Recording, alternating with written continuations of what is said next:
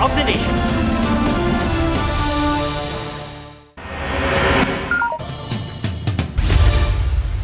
Sumabog ngayong gabi ang Bulkang Canlaon sa Negros Island. Ayon sa PHIVOLCS, minor explosive eruption ang nangyari mula 8:05 hanggang 8:08 ng gabi. Umabot ng 2 kilometro ang taas ng ibinuga nitong plume o abo. Dinala yan sa direksyong Hilagang Silangan. May ashfall o pag-ulan ng abo sa La Carlota, La Castellana at Bagos City ayon sa PDRMO.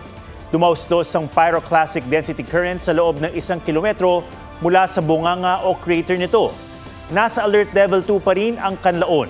Bawal pumasok sa 4-kilometer permanent danger zone ito.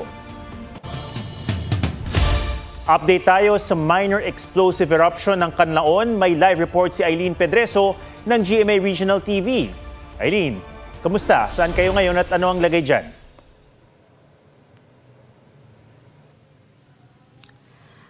Magandang gabi. Nandito tayo ngayon sa Bagos City, isa sa mga lugar sa probinsya na apektado ng ashfall dahil sa pagputok ng Mount Canlaon kaninang alas 8:05 ngayong Biyernes ng gabi. Habang papunta tayo dito sa lungsod ay visible o kita na sa ilang bahagi ng kalsada ng lungsod ang ashfall. Eileen, gaano katindi yung kapal ng abo na bumagsak sa lugar? At nakita ko, naka-face mask ka. Meron bang naamoy na asupre mula dyan sa kung saan kayo nagla-live report ngayon?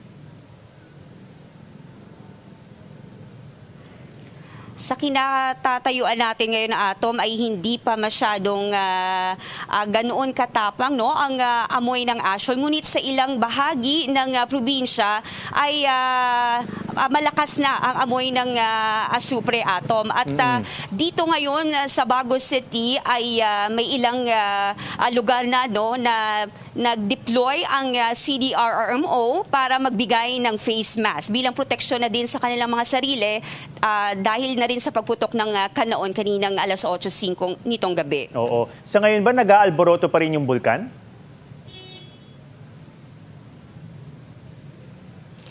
Dahil minor eruption lang or minor explosive eruption lang ang nangyari ayon sa PHIVOLCS ay hindi na nasundan pa ang minor eruption ngayong gabi ayon sa PHIVOLCS. Oo. Ano naman yung tugon ng LGU natin sa Negros Occidental at Oriental, lalo na yung mga apektado ng ashfall? Meron bang utos ng evacuation at may mga nakita ka na bang lumikas mula sa kanilang mga tahanan at komunidad?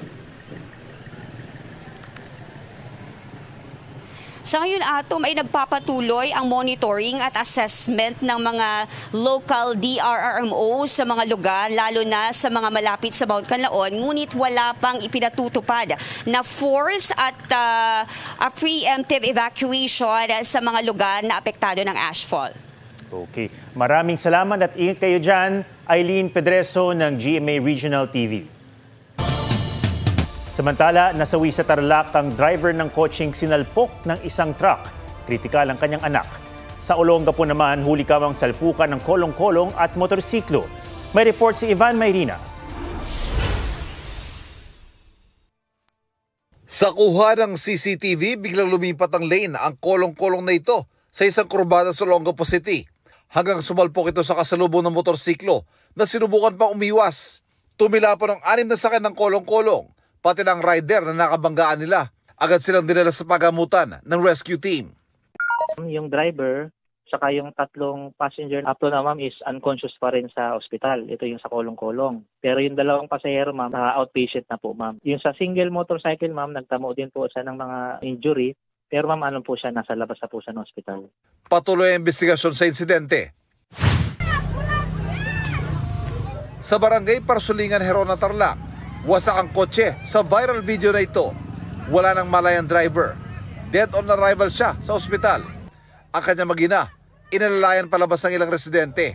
Ligtas ang nanay pero ang batang babae na 1 taong gulang, nasa intensive care unit pa. Nahagip ang kotse nila ng truck na nawala naman ng kontrol. Nasira na yung motor nila at yung kotse. Ilang sasakyan pang naatrasan ng truck na ayon sa mga pulis ay nagkaroon umano ng mechanical problem. Yung truck biglang nag-swerve po ng konti doon sa left side. So, approaching po yung ating kotse doon, sir. So, doon po nagkabanggaan. Nawalan daw po siya ng control doon sa makina. Nakikipag-ugnayan na raw ang abogado ng may-ari ng truck sa mga biktima. Hawak na ng pulisya ang truck driver habang patuloy na inimbestigahan ang disgrasya. Ivan Mayrina nagbabalita para sa GMA Integrated News. Matapos ang mahigit isang dekadang investigasyon at paglilitis, absuelto si Chief Presidential Legal Counsel Juan Ponce Enrile sa mga natitirang graft case niya kaugnay sa kanyang pork barrel noong senador pa siya. Pinawalang sala rin ng Sandigan Bayan ang Chief of Staff niyang si Attorney Gigi Reyes at ang negosyanteng si Janet Lim Napoles. Pero convicted si Napoles sa isa pang kaso kaugnay ng pork barrel. May report si Jonathan Andal. Batay sa desisyon ng Sandigan Bayan Special 3rd Division, bigo ang prosekusyon na idiin sina Chief Presidential Legal Counsel Juan Ponce Enrile, Chief of Staff niya noon na si Attorney Gigi Reyes at negosyanteng si Janet Lim Napoles sa pagbulsa ng mahigit 172 million pesos mula sa Priority Development Assistance Fund o PDAF ni Enrile na idinaan sa mga non-government organizations o NGO ni Napoles. Kung tingin ng prosekusyon ay evident bad faith o may masamang intensyon at manifest partiality o halatang pagkiling sa paglalabas ng mga sulat o request para sa pondo, mga elemento para sabihing graft ang kanilang ginawa, para sa 3rd Division, hindi yan napatunayan. Sa mga liham kasi ayon sa korte, hiningi lang niya ang pagre-release ng kanyang PDAF o kaya naglista lang si Enrile ng mga proyektong ikakarga sa kanyang PDAF pero wala siyang binanggit na NGO. Biguring mapatunayang nang-kickback si Enrile kapalit ng kanyang sinasabing pag-endorso umano sa mga NGO. Nahihinaan kasi ang korte sa testimonya ng witness ng prosekusyon na si Ruby Tuason. Kahit sinabi ni Tuason na nag-deliver siya ng pera para kay Enrile, hindi naman na detalye kung magkano ito, para sa anong proyekto, pati petsa at lokasyon kung saan ito tinanggap ni Reyes. Nabahiran din ng duda ang mga testimonya ni Tuason at ng whistleblower na si Ben Hurloy dahil magkaiba sila ng sinabi. Nabanggit pa ni Loy na kailanman di niya nakasalamuha si Enrile, ni nakita siyang pumunta sa opisina ni Napoles o nakitang hatiran si Enrile ng kickback. Sabi rin ng Sandigan Bayan, umamin si Loy na pineke niya ang ilang liquidation document pati ang pirma ni Jose Antonio Evangelista, kapwa akusado at dating Deputy Chief of Staff ni Enrile. Pinawalang sala rin ang ilan pang co-accused nila na staff ni Enrile, mga opisyal ng DBM Technology and Resource Center at iba pang pribadong individual. Via live stream na dumalo sa promulgation ang 101-year-old na si Enrile dahil nasa ospital bunsod ng sakit. Sa isang pahayag, nagpasalamat siya sa Diyos para sa anyay vindication at sa mga maestrado ng Sandigan Bayan na patas at mataman daw na binusisi ang kaso. Si Attorney Reyes na nasa Sandigan Bayan napaiyak at yumakap sa kanyang kapatid. Wala ring ipinataw na civil liability kina Enrile, Reyes at sa iba pang akusado. Pero si Napoles na via online din ang pagdalo dahil nakakulong sa Correctional Institution for Women, may civil liability na abot sa 338 million pesos dahil matibay ang mga ebidensyang si Napoles ang tunay na may-ari at may control sa mga NGO na nakatanggap ng pondo ng gobyerno. Sa hiwalay na desisyon ng Special 3rd Division, kaugnay sa questionabling paggamit ng PDAF ni nooy Senador Gregorio Honasan, pinagtibay ang guilty verdict kina Napoles, National Livelihood and Development Council President Gondolina Amata at Michael Benjamin, Political Affairs Chief noon ni Honasan, para sa mga kasong malversation, graft at malversation of public funds through falsification of public documents. Ayon sa mga abogado nina Amata at Benjamin, aapela sila. Jonathan Andal nagbabalita para sa GMA Integrated News.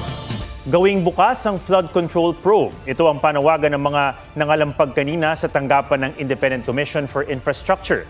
Mensahe naman ng Malacanang sa mga nababagalan sa investigasyon, huwag mainit. May report si Joseph Moro. Sinugod at kinalampag ng ilang grupo ang tanggapan ng Independent Commission for Infrastructure o ICI sa Taguig.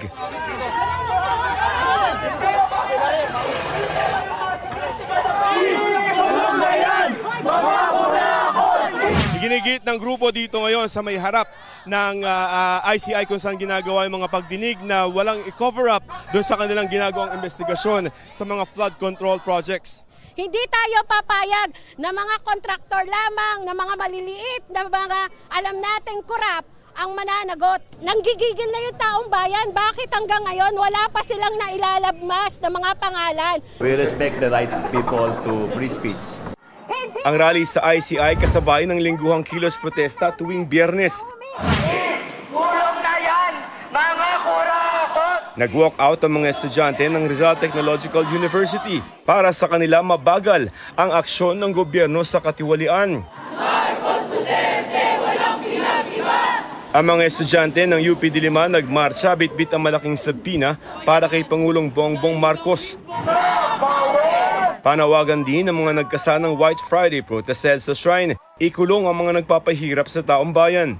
Hindi po dapat siguro mainip ang ating mga kababayan hanggat nandiyan po at may nagtatrabaho. Hayaan na lang po natin na umandar yung sistema. Sa ngayon, puro mga district engineer pa lamang ang inirekomendang kasuhan ng ICI. Ombudsman na magsasampa ng kaso sa Sandigan Bayan batay sa nakalap ng ebidensya ng ICI. Ang mga inihain nilang ebidensya kaugnay ng mga proyekto sa Oriental Mindoro, La Union at Davao Occidental nasa preliminary investigation na raw ng Ombudsman. I know that our people, the taxpayers, are very agitated because gusto nila may makulong kagad. Sana maintindihan ng ating mga kababayan na ang ICI ang hindi siya magpapakulong. Sabi ni Ombudsman Jesus Crispin Remulla, may isasampa na silang kaso sa Sandigan Bayan sa loob ng 1 buwan. At maaaring kasamang kakasuhan si dating Congressman Saldi Co. Kasi naalala ko mayroong Mindoro case na kasama sa mga finals namin. Sakaling ipakulong ang mga sangkot sa anomalya sa flood control projects, sa detention facility na ito sa Payatas, Quezon City sila i-detain. Meron po kaming infirmary dito, lalagyan namin ng lahat ng resuscitation machine. Kung dialysis kailangan, maglalagay kami. Kung kailangan nila ng heart monitoring equipment, maglalagay rin kami. Ayon naman kay Public Works Secretary Vince Dizon, posibleng mauna pang kasuhan sa korte ang mga inireklamo nila kaugnay ng ghost project sa Bulacan, kabilang ang mga dating district engineer at mga diskaya. Sa Pasko, sa kulungan na sila magpapasko niyan. Joseph Morong nagbabalita para sa GMA Integrated News. Bumuhos ang pakikiramay sa pagpanaw ng social media personality at anak ni Kuya Kim Atienza na si Emmanuel Atienza. Ang masasayang alaala ni Eman, ating balikan sa report na ito.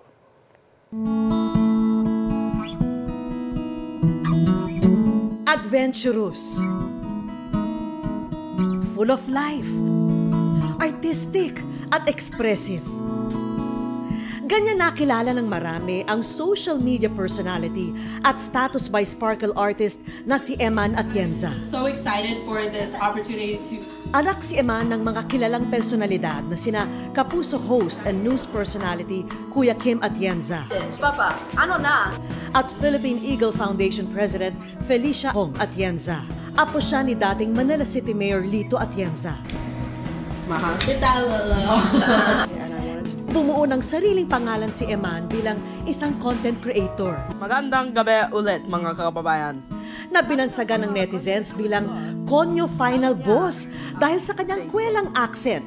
Marunong naman ako mag-Tagalog na yon. Hindi kaya. Kaya naman ako mag-Tagalog, hindi. Marunong. Marami sa content ni Eman ay tungkol sa kanyang active lifestyle. Kabilang sa mga hilig niya ang calisthenics at rock at wall climbing.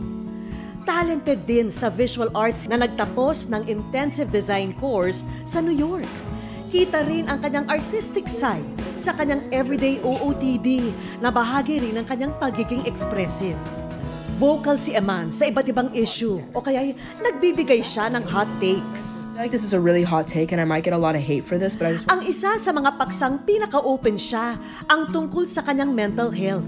You know, I was diagnosed with bipolar disorder in my mid-teens. This means that I'd have phases of extreme happiness called manic episodes and Nitong nakaraang buwan, nag-post siya sa kanyang IG broadcast channel na nag-social media break siya dahil nakakaramdam daw siya minsan ng anxiety kapag nagpo-post siya sa social media.